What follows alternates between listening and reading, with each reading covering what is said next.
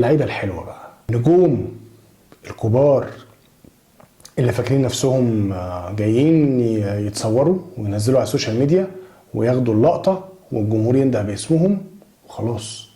فين اللعب؟ مفيش.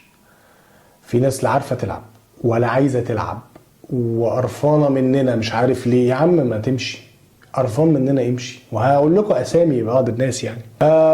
زيزو جه كركب باوضه اللبس. يا سلام، زيزو ايه اللي جه كركب باوضه اللبس؟ 100 مليون واللعيبه بتجدد وعايزه كل واحد برضه يقول لك انا اشمعنى مش اشمعنى واخد اكتر واخد 70 واخد 80. انت بتعمل ايه بقى عشان تاخد ال 70 وال 80؟ يعني انت ايه مردودك في الملعب عشان سعادتك تطلب لي ارقام مبالغ فيها؟ انت شايف ان زيزو جيب رقم مبالغ فيه، طب انت بتقدم لي حاجه احسن منه؟ يعني الراجل ده انا عارفه لسه ما قالش حاجه معانا فعلا عشان نبقى واضحين برضو، بس يعني انت بتعملي ايه؟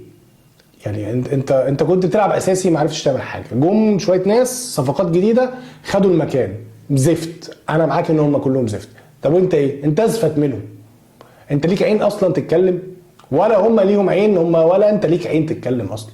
وقاعدين باصين لبعض ومش عارف ايه، وده بيعمل اعلان وده مش عارف ايه. ده لو الكلام ده حقيقي يعني، لو ده سبب، دي حاجه تبقى مسخره. انت مين يا ابني انت وبتعمل ايه؟ بجد انت فعلا انت مين وبتعمل ايه؟ حد يفهمني مين مؤثر؟ يعني هل تصل بينا المرحله ان انا افتقد امام عاشور ومروان عطيه واسامه ابو علي؟ خلينا اقول اسامه ابو علي مؤثر طبعا، كان لعيب جامد جدا. وامام عاشور لما لعبنا من غيره فتره، ايه ده؟